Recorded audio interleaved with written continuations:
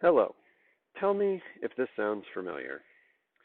People of color suffer because of white privilege and systemic or institutional racism. And then we hear, what are you talking about? We're not racist. The freedom in this country allows for more choices than other countries.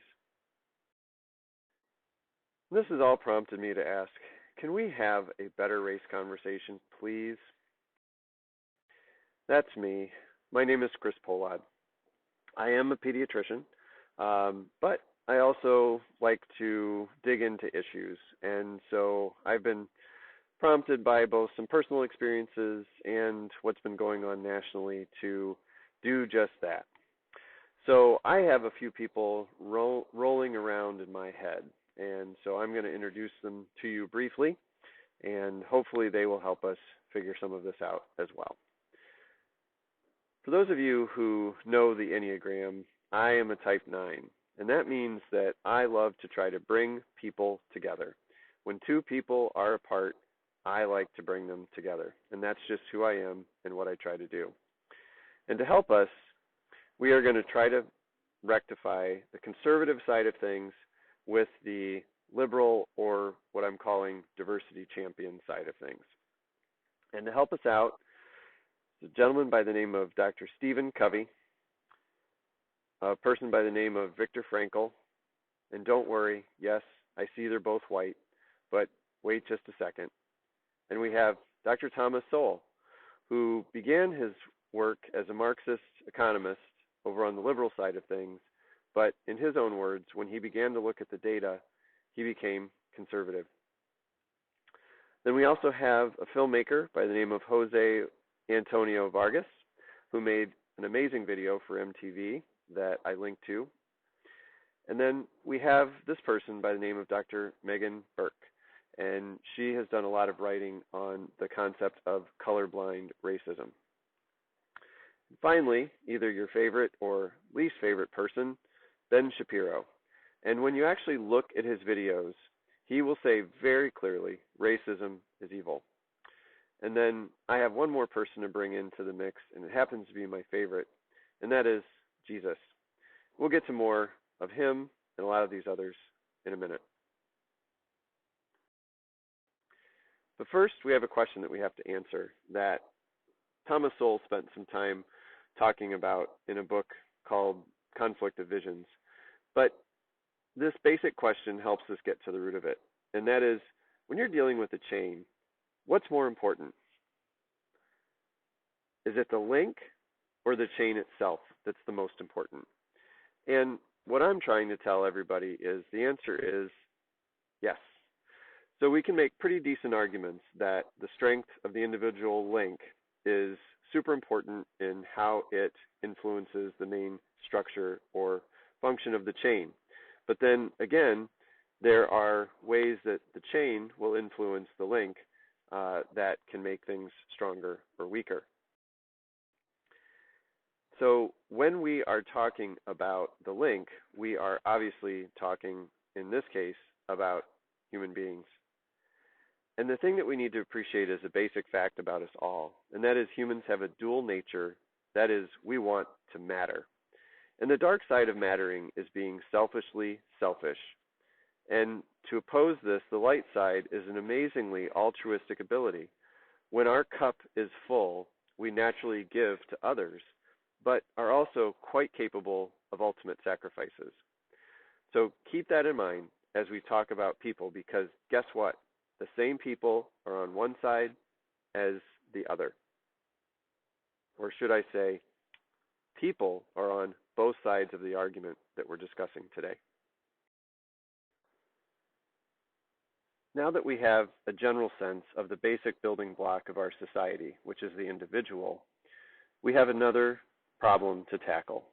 And this comes from Dr. Stephen Covey.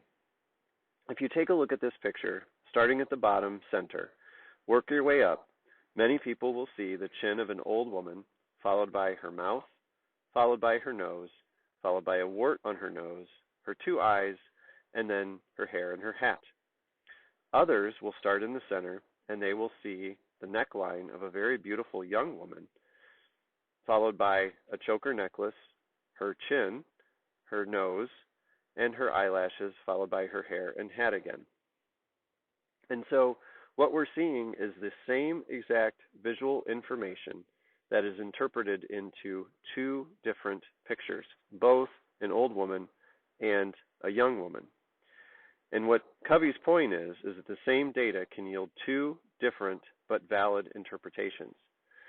And Thomas Sowell wrote a book a few years ago called The Conflict of Visions, where he lays out very neutrally the difference between what's called the constrained vision or the constrained view and the unconstrained view. The constrained view most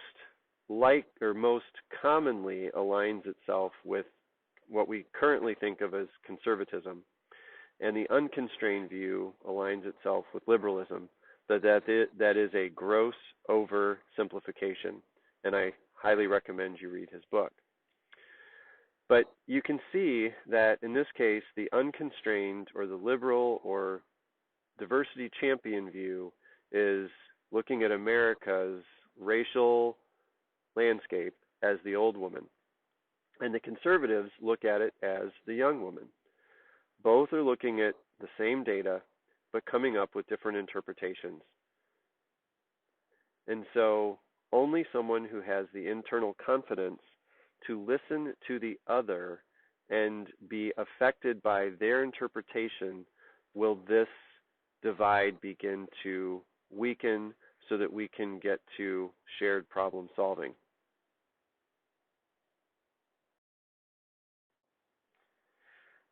The next individual point that we're going to make in this video was brought to us by Viktor Frankl. And he was a Jewish psychologist or psychiatrist who survived the Nazi concentration camps. And even though he's white, his experience of being tortured, nearly killed, and watching many people die brought him to a point where he realized that even though he had no liberty and was even being tortured, he still had the power to make a choice about how he was interpreting what was going on. He could take himself to another place in his mind completely while he was being tortured, but still maintain an idea of freedom. And so this is what, in a very recent conversation, I brought up to what I call a person who is a diversity champion, who is a wonderful person, and I believe we had a wonderful conversation. But there was a problem when we did talk about this.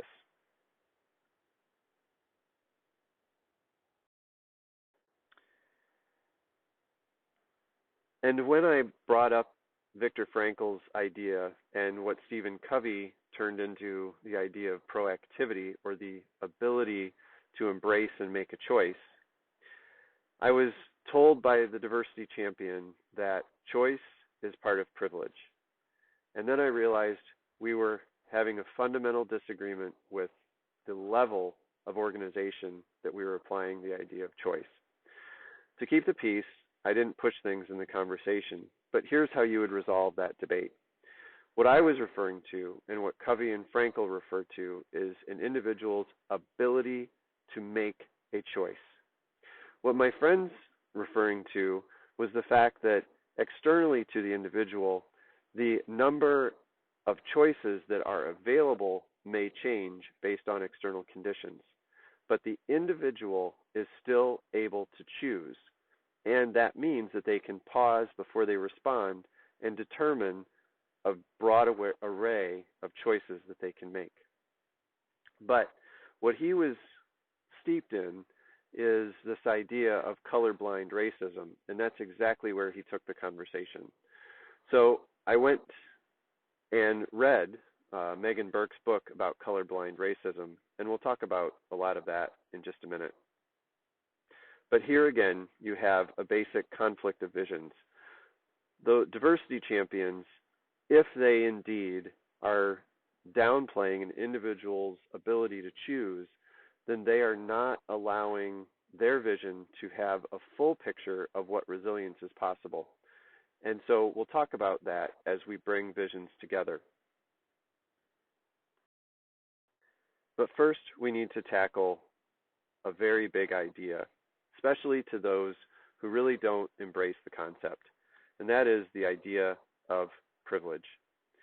So I agree with Ben Shapiro, and you can link to his videos in the description of this video, is that it's too big of a term and it's too darn scary to white people who haven't really thought a lot about it. It's too loaded, and the experts and champions have too much stake in what it means. And it does have aggressive undertones, and it's causing too much defensiveness, and I do believe it should be abandoned in the popular debate. Many will remember Paula Deen getting canceled for her response to a very, very long ago comment that she made. So, right or wrong, and if there's more to the story, there may be, but a lot of white people think that as soon as they're labeled a racist, they're going to be canceled. And so you can't really have a debate about this type of thing with one side being completely afraid that they're going to lose out. So the better word that comes to my mind is advantage.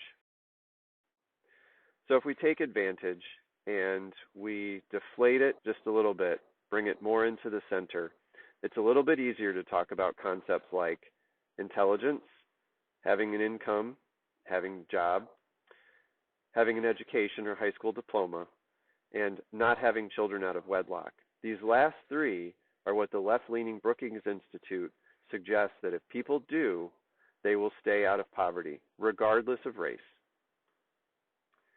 Then we can bring in history of abuse, what's called adversity, one of my areas of interest, and what are called adverse childhood experiences, which definitely impact your ability to be successful as an adult. Then, of course, there's good physical health, and poor physical or mental health are clearly seen as disadvantages. Okay? So we all can pretty much accept that people will be born and or have, for different reasons, advantages and disadvantages. So let's talk about the elephant in the room, and one might even say the white elephant. And that is, being white in our country is an advantage. And the converse is also true, and Megan Burke does a wonderful job of illustrating that, and that is non-white skin color is a disadvantage. And Jose Antonio Vargas, again, he put a documentary together for MTV that I linked to, which is fantastic for white people to watch because he very sensitively goes through their perspective as they are wrestling with different race issues. And finally, historical maltreatment rolls into this. Why? Because people talk about their history, and it can act much like a psychological weight to keep people down.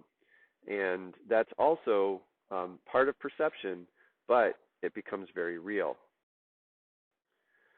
So what is the evidence that being white is an advantage? And this question causes such stress in advocates of what I call the diversity champions. It brings front and center the magnified feeling of hopelessness that happens when you realize yet another person still does not hear what they are saying. But as I looked and read and watched and listened, I actually had to go pretty far to find concrete personal stories from people of color that prove bit by bit what it is that people of color are experiencing. And the most hard-hitting 3 minutes to watch is a video by Joy DeGruy. It is the real story of what happened when she went to a grocery store with her sister-in-law, who is black or biracial, but looks white, is blue-eyed, and so on and so forth. And this is such a wonderful telling of, I think, what probably every person of color experiences several times, probably a day or week or month, and over time builds up in their psyche. So stop this video and go watch hers and then come back.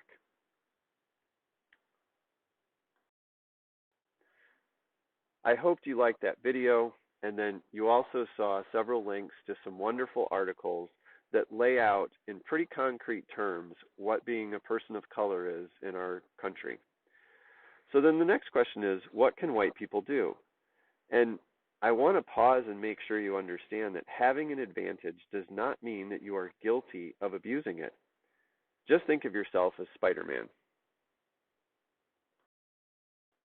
Yes, I have a little bit of a sense of humor, and I try to bring it into any kind of debates like this to help diffuse the tension. But the idea is real enough. With great power comes great responsibility. And I think that's all that the diversity champions are really trying to say. But hold on. There's this idea and this scene in my head that Denzel Washington took a part of, and he had something to say, or at least in the year 2000. Now, it was scripted by Disney, and it was about a true story, but the idea is pretty timeless nonetheless. So, in a little bit more of a humorous way, here we go. Denzel, in Remember the Titans, was talking to the white coach that he had just replaced as head coach, who was pulling aside the African American or black athletes when Denzel's character was quite hard on them. And this is what he had to say. Now, I may be a mean cuss, but I'm the same mean cuss with everybody out there on that football field. I don't give a damn about how sensitive these kids are, especially the black kids. You ain't doing these kids a favor by patronizing them. You're crippling them. You're crippling them for life.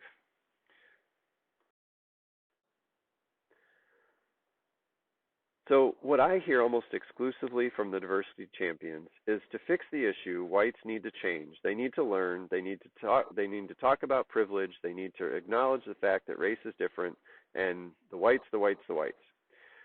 But again, looking at the wife and mother-in-law picture and they are seeing the old woman. And they are completely correct with the data that they are looking at. Those in power with the advantage holds the cards. This, however, leads to further disempowerment of the very people that need to be empowered. And so to bring the scale into full balance, they must have the courage to look at factors that relate to building the personal skill of choice and embracing the individual's ability to choose, so that when whites invite non-whites to the table, they can fully participate in the solutions. And finally, we come full circle to my favorite person. It's as if his life is a living example of resilience, tolerance of extreme brutality, and then intentional, loving sacrifice. And that is the story of Jesus. What could we possibly have to learn from a Jewish carpenter who washed the feet of his broken, stupid, emotional followers, who saw enough light in them to knowingly sacrifice himself in the most horrific way, abused by the Jews and Romans in power, so that these backward people would have the hope that the God of the universe knows them personally, cherishes them, and loves them. Maybe he might have something to say. And what does he say? Forgive them, Father, for they do not know what they are doing. Other than the obvious sentiment here, Jesus is advocating for those who beat him and hung him on the cross.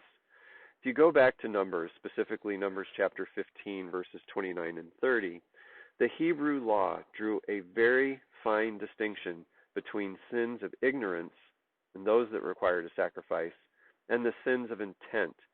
And these people were cut off from the people of the ancient Hebrews. And that is a personal resilience factor that Jesus offers the world, is how deeply we are to love our enemies.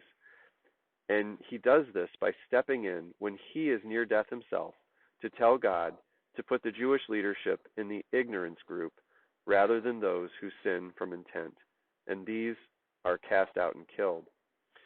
So those people who see the old woman and cannot see the young pretty woman, the same data with two interpretations, it's a problem of ignorance, not intent.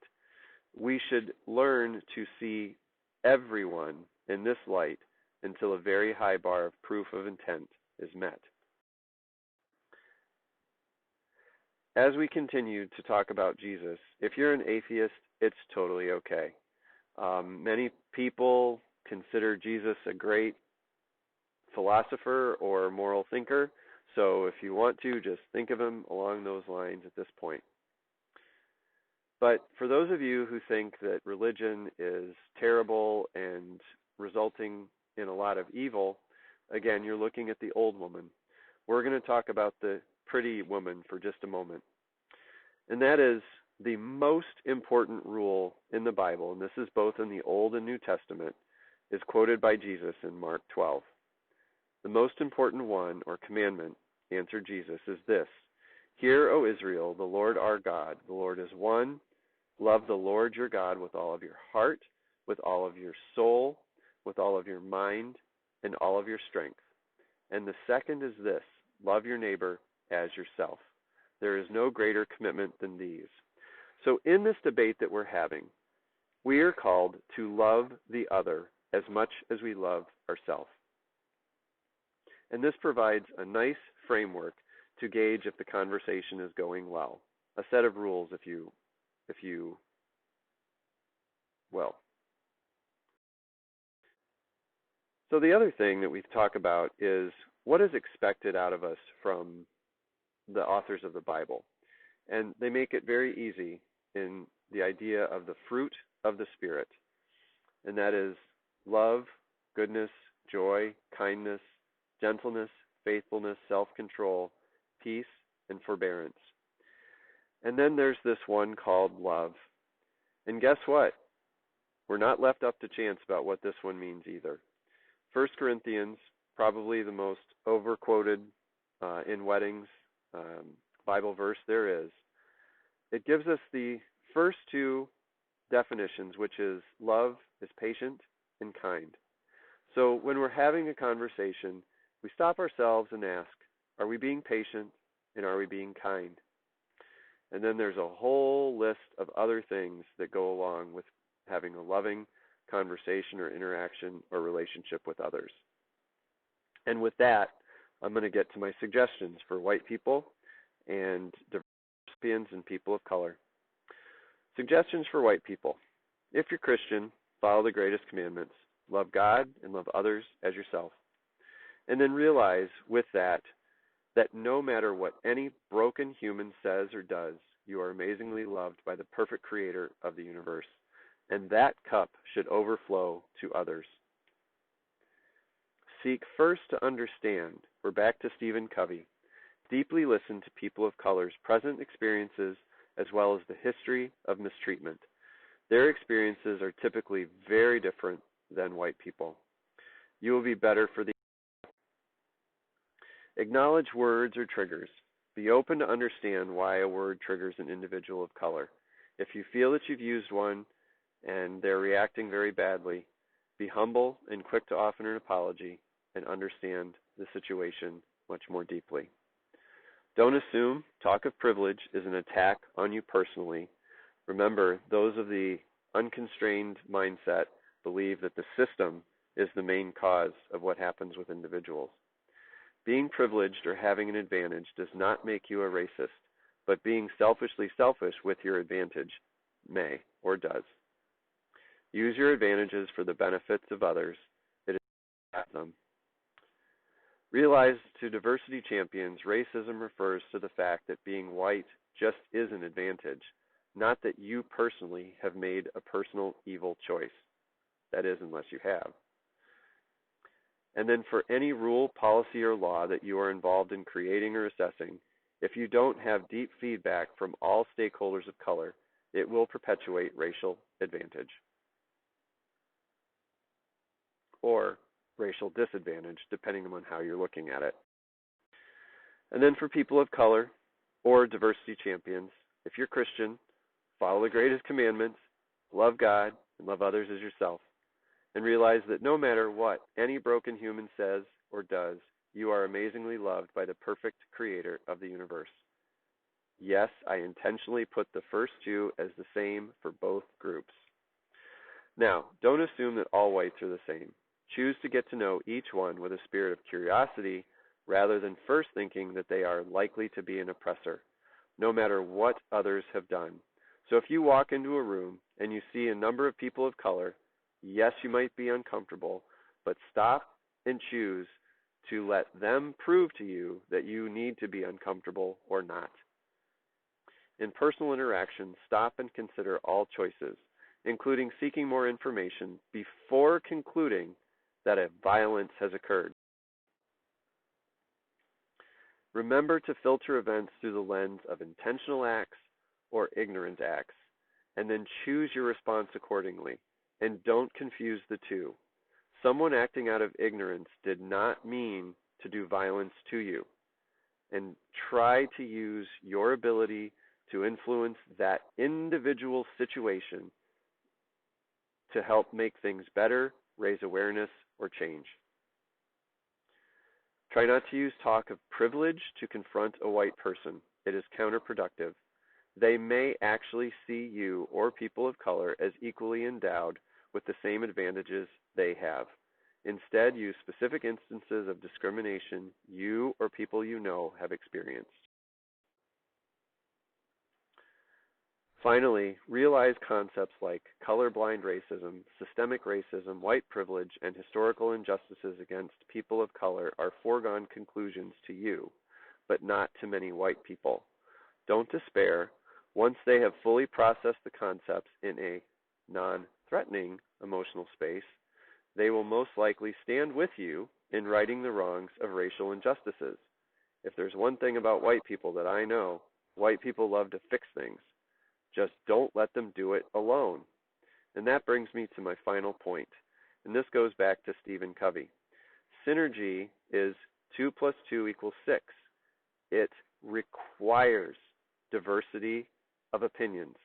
That means that you may have your solution, someone else may have their solution, and you guys work together to come up with something that benefits you both in ways that you didn't individually see prior to working together.